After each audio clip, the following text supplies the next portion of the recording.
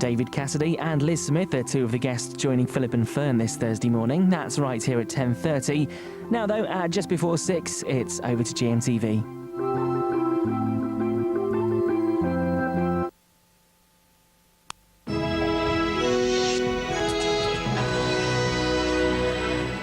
Good morning. Startling CCTV images of a woman being punched 5 times by a police officer.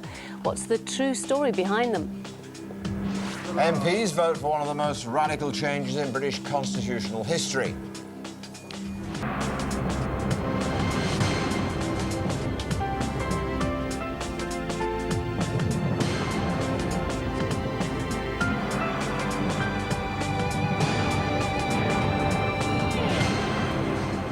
Hello, good morning. You're watching the News Hour. It's just gone 6 o'clock. We'll have more on those stories in the next hour. So this footage of a police officer repeatedly punching a woman has been released. There are calls for an inquiry. We'll speak to the woman's father. And is the health of dogs suffering as we try to produce the perfect pet? We're live to Cross. And as ever, we'd love to hear what you think about this one. Text us 81189, email us gm.tv. But first, John tells me he's thinking of buying a new umbrella. It's all excitement in the Stapleton household. Is this a wise move, Andrea? One of those that, beats the win we had on the other day. Yes, yeah. Always a wise move to buy a new umbrella. Can never have too many.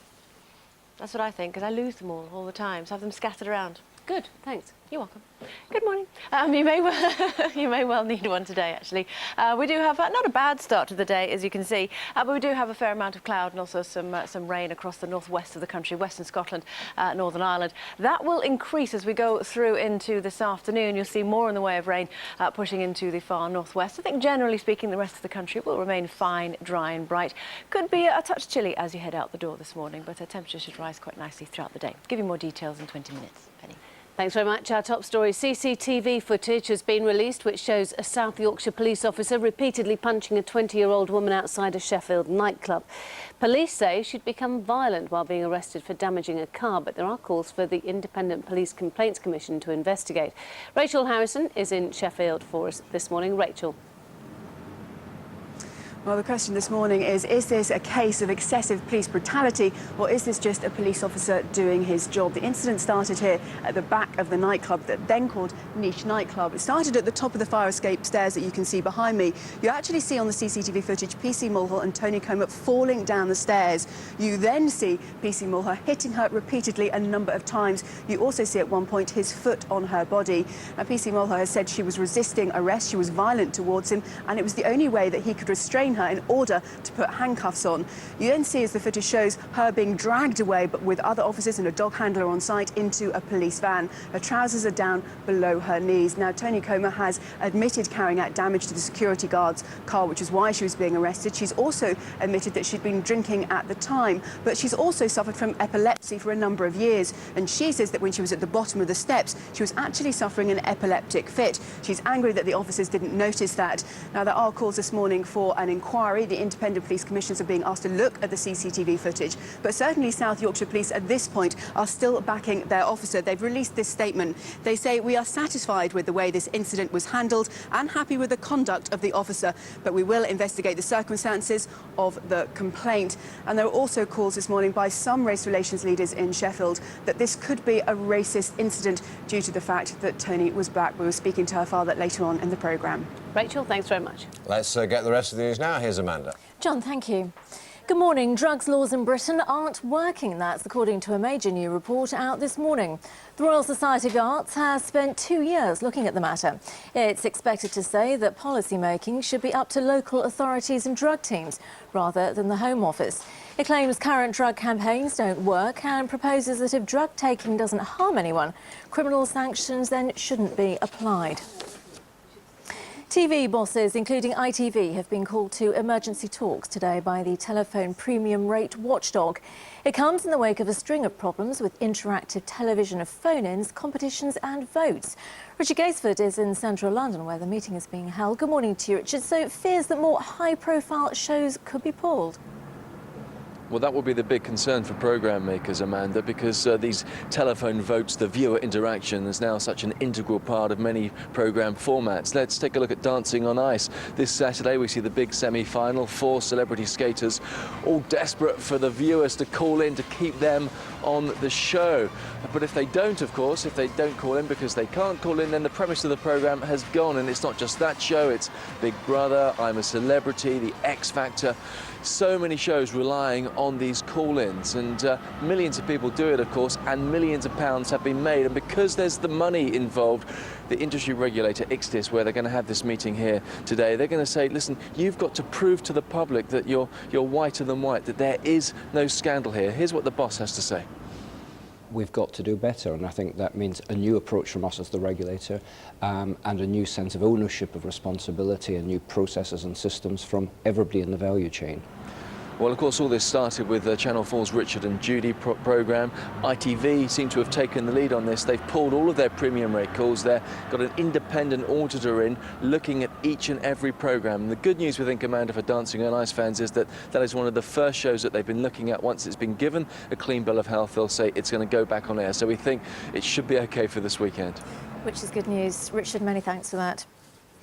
MPs have voted in favour of plans for a fully elected House of Lords. The Commons leader, Jack Straw, called it an historic step forward. He's pledged to bring a cross-party group together to discuss the next step. The House of Lords will debate the reform proposals next week. Thousands of rail passengers in Scotland are facing a second day of disruption as a strike by signal workers continues. A 48-hour stoppage by members of the RMT union over proposed changes to shift patterns is due to end tomorrow lunchtime. Many services have been cancelled and others will operate on a reduced timetable. Counting begins this morning in the Northern Ireland Assembly elections. Nearly 250 candidates are standing for the 108 seats at Stormont. The turnout is thought to be slightly up on the last elections 4 years ago. The government hopes the poll will pave the way for a return to devolution. Now let's have a look at what's on our website this morning. And 1 in 10 of us is a secret smoker. Find out how to quit online. What do you think of designer dogs? Tell us in our poll. And join us at 9:30 this morning for an exclusive live webcast with Colleen McLaughlin. That's all on GM.TV and now also on your mobile. 7 minutes past 6 the time. We're back at 6:30. Here's John. Thanks very much, Dee. So a painful night for Arsenal and Celtic fans, but not so Manchester United, with Henrik Larsson providing the perfect farewell gift. If indeed it is his farewell. Brian Woolnough was at the Arsenal game. Joins us now. Let's talk about that first of all. Agony for Arsenal, wasn't it, really, this? It was, but a disappointing couple of weeks for them out of the FA Cup, the Carling Cup, with that brawl and everything. Compare that to what happened at Anfield the previous night, where the fans was a surge behind the Liverpool team to get them through against Barcelona. A completely different atmosphere at Emirates. They haven't got that right yet, and that's the difficulty of changing ground. Maybe it was the prawn sandwich brigade, Arsenal version. Who knows? Let's move over to prawn sandwich territory. Manchester United. Yeah. They did terribly well last night, courtesy of Mr. Larsson, who's on his way now. Or is he? The man of principle. It'll be a huge blow for them, though, if he carries out that threat and says, "No, I've got to go back." Congratulations, Manchester United, no doubt about it. At Celtic, well, hard luck again. I think if they got a medal for bravery, Celtic would get that, but lack of quality and real, one of them or two of them will get drawn against each other, and it's been a good Champions League for English football. And a cracking goal last night in 10 seconds from Roy Mackay at Bayern Munich. Let's just have it. And Real Madrid out, of course. So some big names out, but 3 Premiership clubs in. Brian, good to see you. Thanks very much for being here. You're watching the news hour on GMTV. This morning's headlines. There are calls for an independent investigation after CCTV cameras captured a police officer repeatedly punching a young woman outside a Sheffield nightclub. A major report out today is expected to say drug laws in Britain aren't working. The 2-year study claims illegal drugs can be harmless and should no longer be demonised. And after the recent controversy over TV phone-ins, emergency talks will be held today between broadcasters and the premium rate phone lines watchdog. Now, what are you entitled to if your partner dies and you weren't married? The answer is, quite simply, nothing. A campaign has now been started to try to get people who live together but aren't married to make a will. Tiffany Royce has been looking at what can happen without one. 3 years ago, Shirley McGawley's long-term partner, Martin, was killed in a motorbike accident. She was left fighting to stay in the home they'd shared for 10 years. Because we weren't married and he hadn't made a will, everything that was his became his next of kin's. You know, from the legal point of view, it was his parents. But Shirley's story isn't unusual. 4 million couples live together without getting married in Great Britain. 2/3 of them have no will, which means if one of them dies, the other has no legal protection at all. Today, Shirley is still living in the home she shared with Martin, but it's been a long battle and one she wouldn't wish on anyone else. The best advice I can give anybody is just please make a will. Otherwise, you'll end up in a situation that I was in, and it's awful. You have enough grief to cope with dealing with the person you love has died, let alone anything else. Tiffany Royce there. Well, Mary Webber from Advice Now joins me. Good morning to you. So 2/3 of cohabiting couples haven't made a will. I should imagine quite a lot of those think that they're covered because of common law marriage. Yeah, that's my understanding. We just asked did a survey for the whole population as to what rights you think unmarried couples do have, and the majority, 55%, said that they believe you have the same rights as married couples. Which is wrong. Which is wrong, and the trouble is that people don't find out what rights you really have until it's too late to do anything about it, for example, in an event that your partner's died. So what do you suggest that people do? Well, make a will, as Shirley said, and ensure that you update it if your situation changes, if you split up or if you have children. And so even if you have children, you're not covered if you're just cohabiting? No, at no point without being married or without putting other things in place do you suddenly get rights. So it's a real problem for people because of often a house will be owned in one person's name, for example, and if that person dies, then you're going to be left homeless as well as losing everything else. So what would you suggest people do? Say, for example, they decide to actually move in together, buy a house together, move in together. Would you suggest that both people then put their names on the deeds? If you mean to share the house and both own it, then yes, you both need to have your names on the deeds. That's another really a big problem that occurs. I suppose people are also put off by the fact that making a will just sounds like it's such a chore, doesn't it? Well, it does, and everybody thinks I'm going to be okay. Yeah, I'm feeling fit and healthy. Yeah, exactly. But of course, none of us knows what's going to be round the corner, and the only way that you can protect your partner from whatever might happen is to make a will. A lot of the time, people think, well, you know, I've told my mum that what I'd want to happen, or I've put her name down as my next of kin at work on things. That'll surely be okay. And unfortunately, that's not true. You need to make a will. You have to buckle down and make a will, and you can also make one quite cheaply, can't you? You don't have to go to a solicitor and sort out a will. It depends on your circumstances, really. If you have very simple circumstances, if you just want to leave everything to your partner, then yeah, most situations are fine. You can just make a will on the internet or whatever. If you've got children, particularly if you've got sort of children from a previous relationship, you need to look after them as well as your partner, or anything remotely complicated like inheritance tax issues, it is best to see a solicitor. But there are things you can do beforehand so that you can make sure that that's as cheap and quick as possible. Mary Robert, thank you very much, and you can get your new free guide looking at wills and inheritance issues along with essential tips for cohabiting couples on the website gm.tv. Online and now on the mobile, text the word mobile to 81189 and follow the instructions. Still to come here on the News Hour, talking to the father of the woman being punched by a police officer in this revealing CCTV clip. And we'll be asking if we should stop breeding dogs for so-called beauty.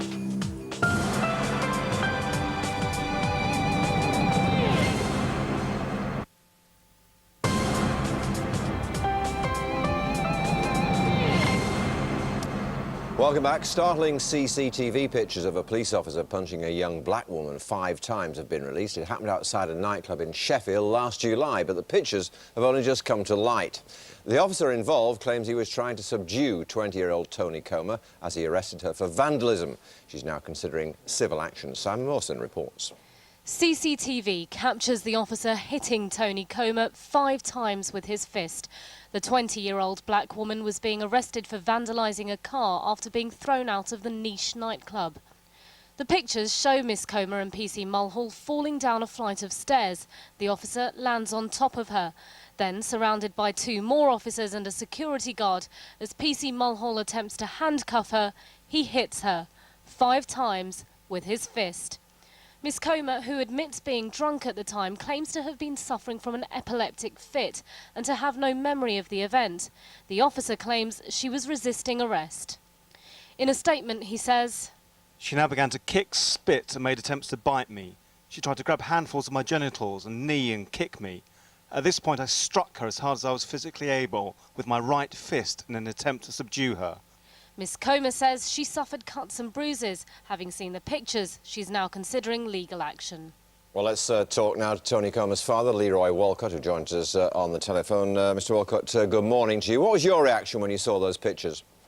Well, I was shocked. I mean, devastated, horrified. I mean, I can't actually put it into words, to be perfectly honest. Do you accept, nevertheless, that your daughter was drunk and had been vandalising a car? Well, I accept that, yeah. I mean, she accepted it herself, even though she had no recollection of what had happened. She owned up yesterday to that and pleaded guilty. I mean, originally, the actual damage to the car was quite pricey, to be perfectly honest. Right. And the judge deemed it that she got a £250 fine. That's right. She was subsequently fined £250 for that offence. Do you also accept that she was resisting arrest? I don't accept that, no. What did your daughter tell you about that aspect of this incident? I mean, obviously, once I've actually seen the CCTV footage, I can see her coming down the stairs trying to get away from the person involved. I mean, obviously, she's just had an epileptic fit inside the club as well. So it's 2 fits that she's actually had, not 1. And that's the reason why she got ejected from the club in the first place. The most controversial aspect of all this is the allegation by some of those who, some observers anyway, that this was a racist incident. What's your view? Well, I wouldn't like to go down those lines, and I would rather the solicitor actually deal with that. I mean, my personal point of view is, I mean, how can anybody justify a level of violence towards a woman, regardless of her colour? And at the time, she was only 19. I mean, this could happen to anybody on the street, and how can 2 senior officers justify it and say that the level of force was acceptable? OK, Mr Walcott, thank you for being with us. South Yorkshire Police have released a statement. They say, "We are satisfied with the way this incident was handled and happy with the conduct of the officer, but we will investigate the circumstances of the complaint." Let's talk now to former Scotland Yard Commander John O'Connor. I think many of our viewers watching that footage will be shocked by what happened, and also shocked that South Yorkshire Police seem to be satisfied with the conduct of the officer. What about you? Well, I think the visual side of it looks terrible. It does look bad, but the bottom line of it is that this is an everyday occurrence in drunken Britain, in any city in the UK, of drunken disorderly behaviour. Is it an everyday occurrence for an officer to behave that way? Yeah, I think so. Well, it's not a question of that. It's a question of the proof of it is, what injuries did she suffer? He wasn't hitting her in the face. What he's trying to do is to subdue her when she's clearly violent and drunk. He's trying to subdue her to get the handcuffs on her. Really, you know, it looks terrible, but those blows were not aimed at her face. But she didn't receive any significant injuries that caused her actual bodily harm. But she was on the ground, John, and there were 3 or 4 officers around at the time. Was that level of violence? It was violence. Sure. Was it necessary? But, John, if you're dealing with a drunken, violent person, whether they're on the ground or not, if you can't subdue them and overcome them, they're likely to cause injury not only to the officers but to themselves. And what they've got to do is get the handcuffs on her in order to subdue her. This is a woman who's completely out of control. She's caused £250 worth of damage to somebody else's car. She's completely out of her head, and they're trying to subdue her. There's no question there of them using pepper sprays on her or using truncheons or whatever. They've tried to subdue her in the best way that they can. Now, not every officer is skilled in close-quarter combat, and it just seemed to me that what that officer was trying to do, and by the way, he's totally honest in that he's admitted that, you know, he was using violence violence to try to get the handcuffs on her, it shows to me that he's admitted exactly what he's done, and he's acted in a way which I think is totally in keeping with the circumstances that he's confronted with. And what's your view of those who've suggested, anyway, I don't think it's Mr. Walker, but others have suggested that this was a racist reaction by this tells me more about the race relations industry than it does about police brutality. If they're looking for a cause celeb, they should look elsewhere. This is not a good case for them. Leave it there. John, thank you very much indeed. 6:23, there was a huge response from many of you yesterday to our report about docking dogs' tails. A GMTV poll showed that 3/4 of you thought that tail docking should be banned. Well, with the world-famous Crufts Dog Show starting this morning, we're asking about the health of pedigree dogs. Jackie Cavalier is at Crufts for us with some of the dogs that have been causing controversy. Jackie. Yes, good morning, Penny. Another controversial story this morning, as you said. Now, this is a row that's been simmering for some time about breeding characteristics of dogs, but it came to a head yesterday with an article in the Daily Telegraph which claims that of the 200 or so pedigree breeds of dog in this country, 150 had significant hereditary disease that caused them serious problems. Now, for example, we're talking about wolfhounds, which are bred to be big, so they end up developing bone cancer, it's claimed. Dachshunds, which are bred to have very short legs and long backs, end up with spinal problems, or so it's claimed. We've got a couple of examples of the sort of things we're talking about here. And first of all, let me show you these two. These are Chow Chows, beautiful dogs, Dottie and Missy. I can't tell you how teddy bear-like and soft they are. But the problem it's claimed with these is that they're bred to have small eyes, and that can cause their eyelids to turn inwards, and that can be very painful for the dogs. Now, these two have got perfectly fine eyes, but this is a problem it's claimed with many of this breed. And let's move over here and look at these two.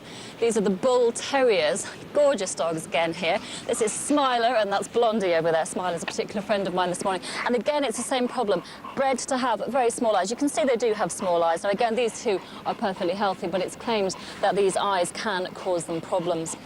The article in the Telegraph says that there are some 30,000 problems with pedigree dogs, and that more are being discovered every day. And I think now you're going to hear from both sides who can argue it out and say just what they think of it all. Jackie, thank you very much. Well, joining me now is Beverly Cuddy, editor of Dogs Today and at Crufts, Caroline Kisco from the Kennel Club. Good morning.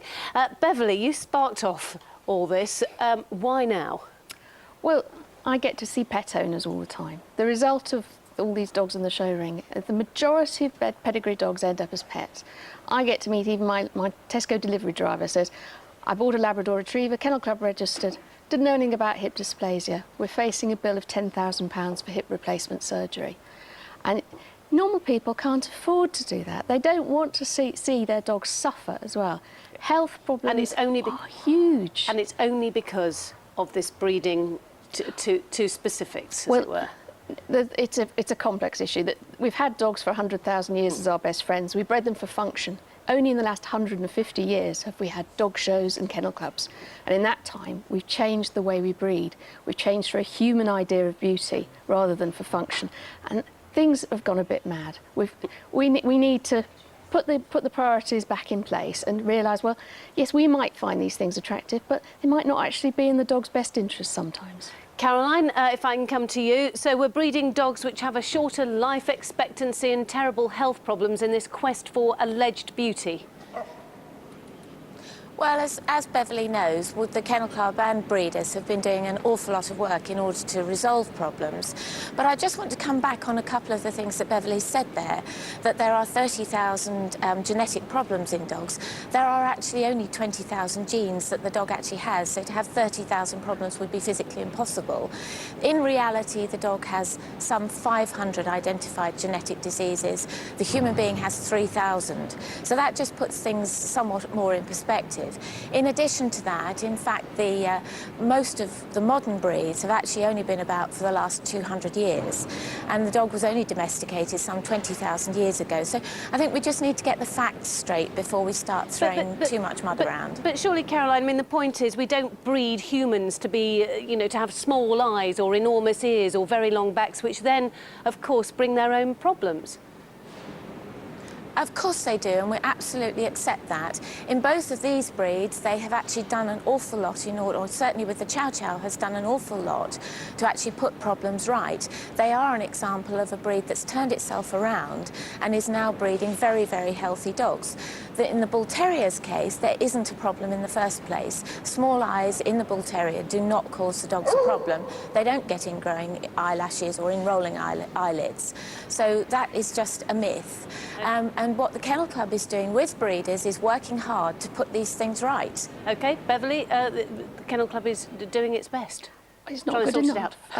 If we look to Europe, the Swedish Kennel Club, which is much younger than ours, made health testing mandatory 20 years ago. So every dog in that country, when it's bred, the health status is known. At the moment, we've got some really good health tests. Breeders it's down to altruism whether they choose to do them. And at the moment, it's a tiny percentage that are tested before being bred from, and it should just be all of them. Well, we have to leave it there. I know both of you are coming back on a little bit later on. Thank you, Beverly. Thank you, Caroline. And you can join the debate on controversial breeding practices on the website gm.tv online. On your mobile as well, text the word mobile to 81189 and follow the instructions. Time now 28 minutes past 6. Let's catch up on the weather with Andrea. GMTV weather, sponsored by Nestle cereals. Whole grain for the whole family every morning. Hello there, good morning. Now, as you can see on the overnight satellite picture, we've got clearer skies across more northern areas, but we do have some cloud across England and Wales. Now, you can see it's leaving some rain behind. It means a bit of a wet start to the day for parts of the southwest. That's parts of Wales into the West Country. That's Dorset, Somerset, that sort of region. Could be a touch wet as you head out the door this morning. Now, as you can see here, this is a story about midday. We will see some rain pushing into parts of Scotland during the course of the day. It will be generally quite a cloudy picture here, and the rain will move right the way across Scotland as we move into the afternoon. Brighter across more eastern areas. Again, we'll see some cloud and rain across parts of Northern Ireland, just nudging into southwest Scotland. Not too bad a day for Wales, maybe a touch more cloud around the coastal fringes, but generally inland across into the Midlands and East Anglia. Fine, dry and bright here, no real problems at all. And I think we'll see, generally speaking, a good day for the southeast, highs of around 12 or 13. Now down into the south and west, again, this is a story at about midday today. You should see some good sunny spells, highs of between 11 and 12. Let's take a look at that as a bigger picture, if you like. This is the rain that I showed you just a second ago at about midday. Later on, we will see more in the way of that rain nudging in across western Scotland, eventually moving right the way across it. But there you can see the sunshine remaining for most places. Now tonight, there's that rain. As I say, it will clear right the way across Scotland, leaving clearer skies behind it.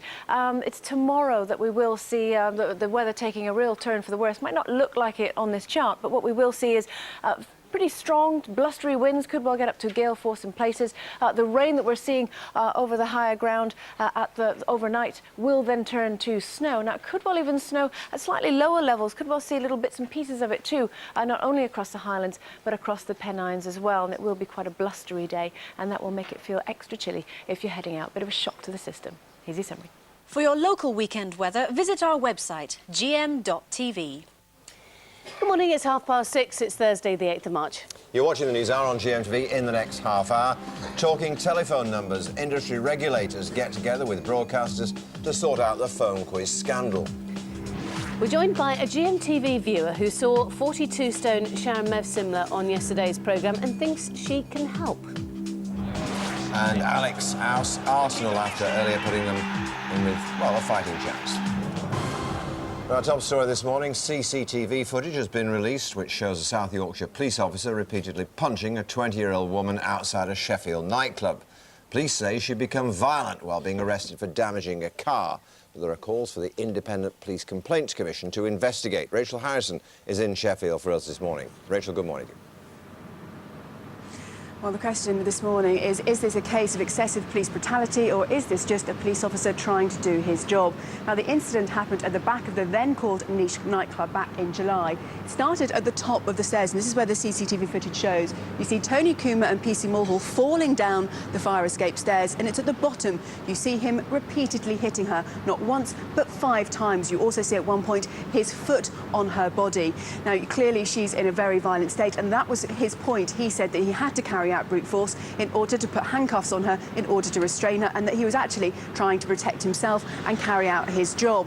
Now, you then see her actually being forcibly dragged into a police van. She's surrounded by a dog handler, security guards and other police officers. She's also got her trousers below her knees. Now, Tony Comer has admitted carrying out damage to a security guard's van. She's also admitted to heavily drinking, but she has suffered from epilepsy, and she said when she was lying at the bottom of the fire escape stairs, she believes she was suffering from an epileptic fit. She's angry that the officers didn't notice that. Now, certainly South Yorkshire Police have defended their officer. They are saying, "We are satisfied with the way the incident was handled and are happy with the conduct of the officer, but we will investigate the circumstances of the complaint." And certainly the Independent Police Commission have been called in to look at the CCTV footage, and there are some people, some race relations people here in Sheffield, that this could be a racist incident due to the fact that Tony was black. We'll be talking to one of those people later on in the programme. Rachel, thanks very much indeed. 27 minutes to 7. Let's get across to the news desk now. And Amanda. Penny, thank you. Good morning. Drug laws in Britain aren't working. That's the conclusion of a 2-year study to be published today. It claims illegal drugs can be harmless and should no longer be demonised.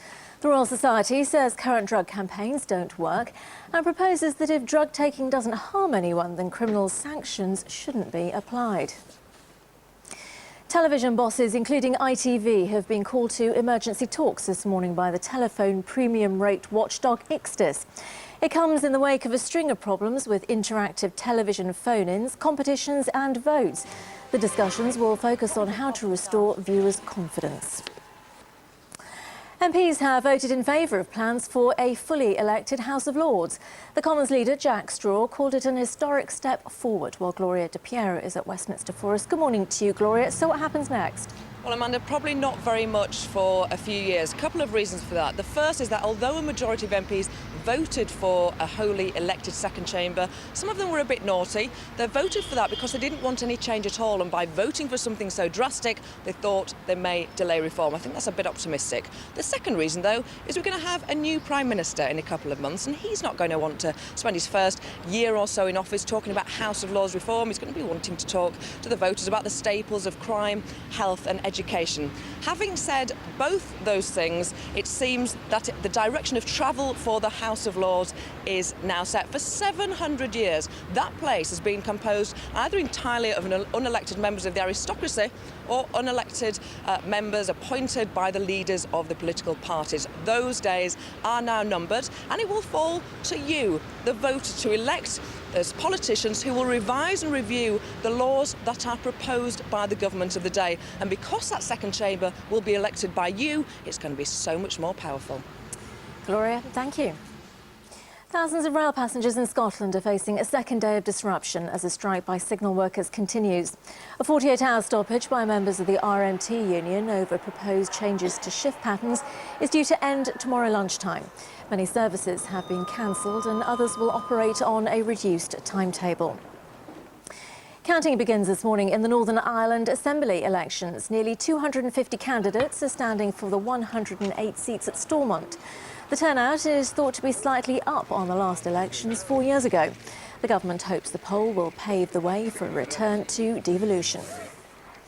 On to sports news now, and it was a bad night for British clubs in the Champions League. Arsenal and Celtic crashed out while Manchester United progressed through to the last 8, as Nick Dixon now reports. Nick Dixon reporting. Now let's have a look at what's on our website this morning. And 1 in 10 of us is a secret smoker. Find out how to quit online. What do you think of designer dogs? Tell us in our poll. And join us at 9:30 this morning for an exclusive live webcast with Colleen McLaughlin. That's all on GM.TV and now also on your mobile. That brings the time now to 6:37. Our next news update is at 7. Here's John and Penny. Thanks very much. Competition time. You could be in with a chance of winning £10,000. Here's Keith. GMTV are giving you the chance to win £10,000 every day this week. Yeah, 10 grand for you to spend on whatever you like. Be it a well-deserved holiday, a brand new car, or dealing with the dreaded debts. It's up to you. All you have to do to be in with a chance of winning is answer this question. Which band that recently got back together has Sting as its lead singer? A, The Who, B, The Police, or C, the Bee Gees? You can dial 090 68 100 100, that's 090 68 100 100, or text A, B or C along with your name and address to 81149. Or you can even enter via the website, either online or on your mobile. And the winner will be revealed in LK Today. Right now, your local news.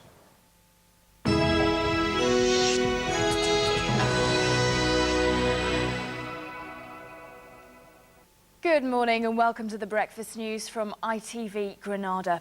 First, investigators have failed to find any mechanical fault with a helicopter that crashed off the Lancashire coast.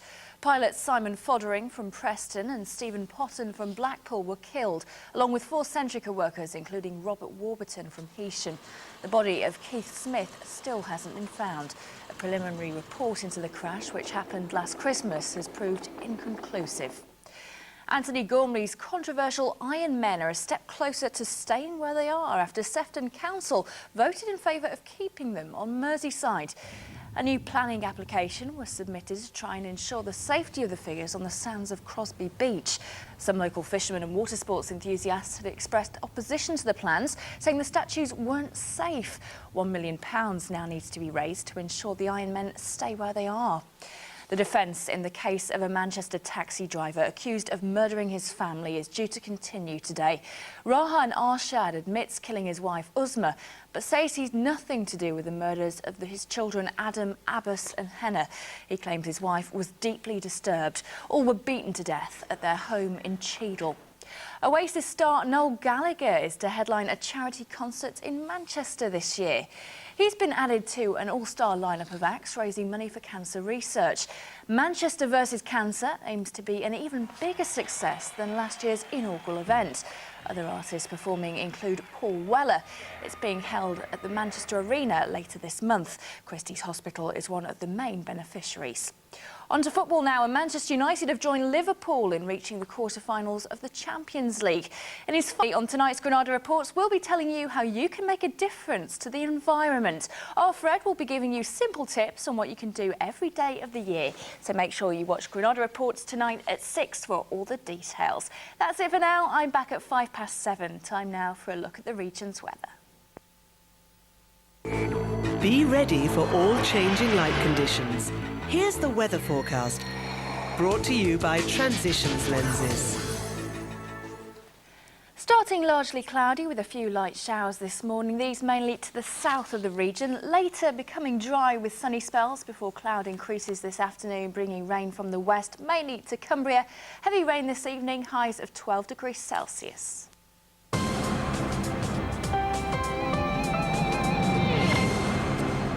Welcome back. Quick look at the morning papers. The Sun, I want £10,000 a day. Apparently, that's what Heather Mills is demanding by way of a divorce settlement. In the Mirror, Johnny Depp's daughter is seriously ill in a UK hospital. In the Daily Express, a claim anyway that Gordon Brown is threatening a £30 billion tax raid on our incomes. And thanks so much for your texts and emails about that controversial CCTV footage in which a policeman is seen to hit a woman. One caller, Martin from Exeter, this is what's needed to sort out disrespectful youth. 3 officers were there. How can the police possibly excuse what they're doing? Was he really trying to restrain her? Says a man from Doncaster. Keep those views coming. You'll see the footage a little bit later on in the programme as well. Time is 6:41. The telephone premium rate regulator is holding emergency talks with television bosses this morning to try to resolve the phone line quiz controversy. Richard Gaisford is in central London where the meeting's being held shortly. Richard, this row has very far-reaching consequences.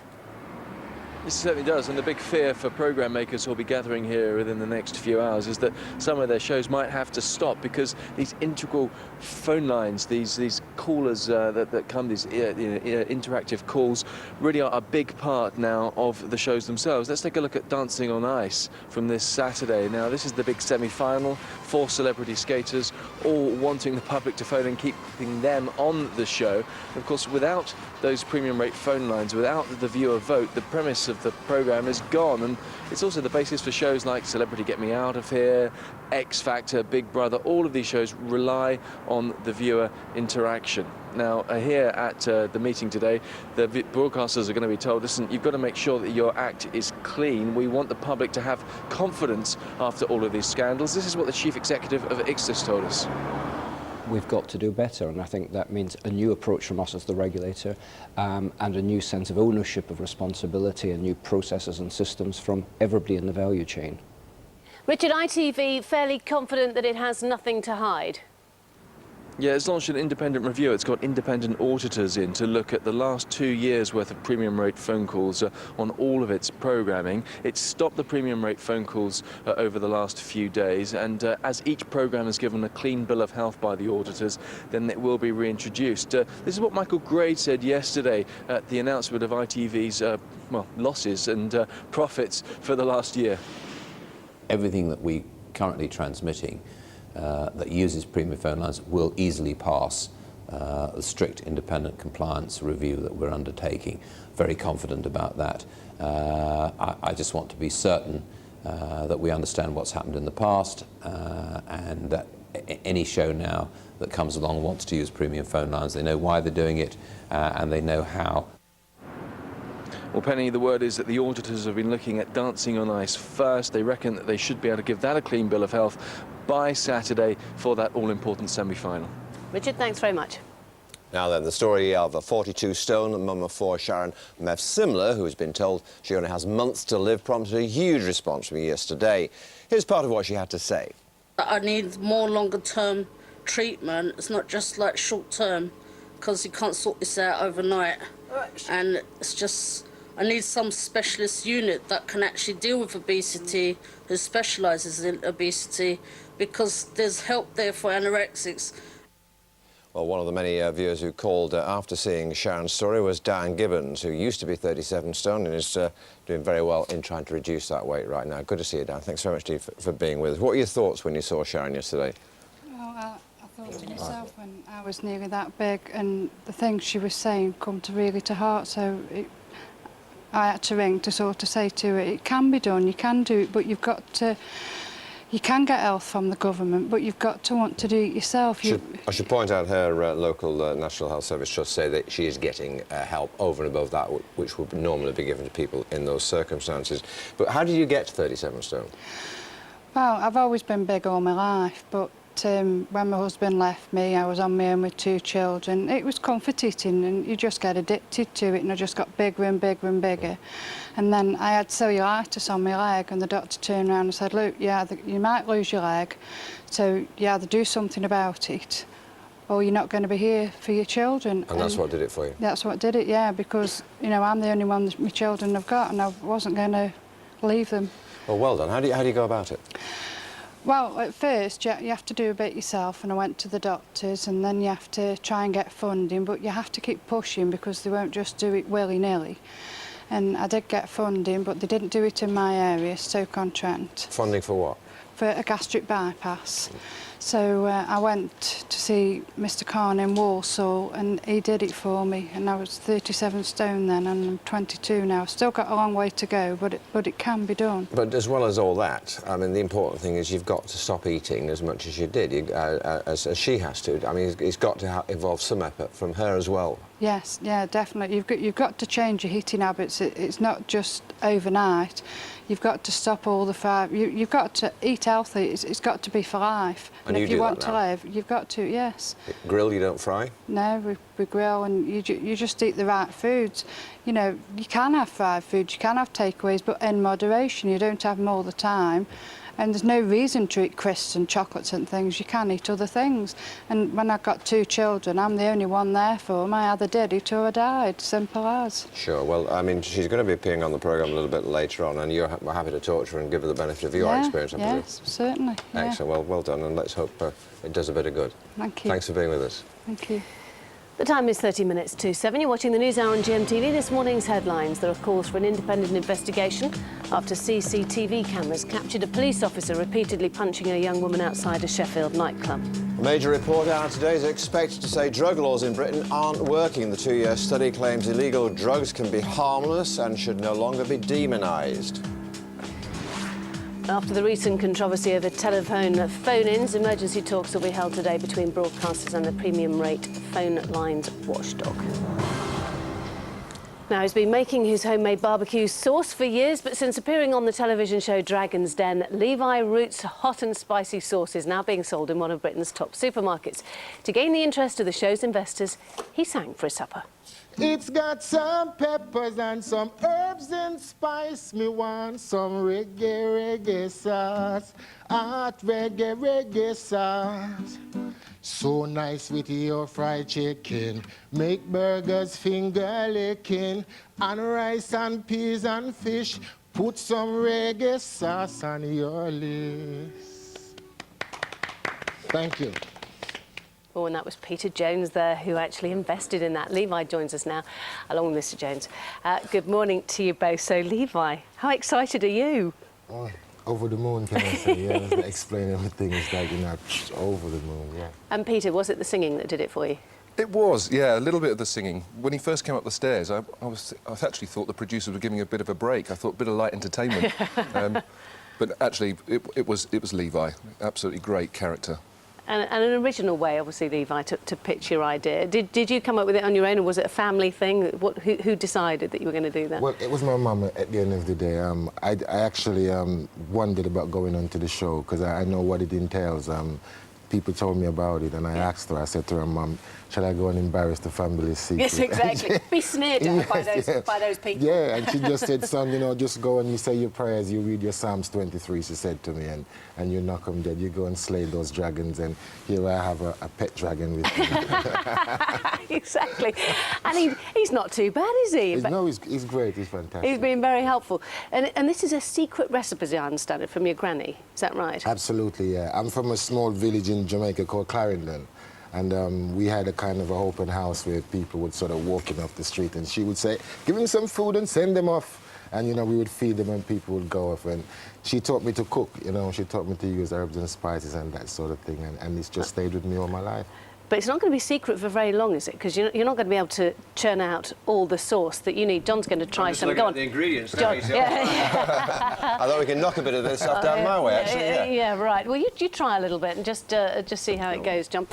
So, no, it's going to be made in a factory, isn't it? In a factory, yeah. So they're going to know the secret of your granny's spices. We've got them under confidentiality. Have you really? Absolutely, yeah. Are you joking? No, I'm not. It is a secret sauce, so we've got to protect it, and it's Levi's IP, so intellectual property rights. So we've got to make sure we protect him.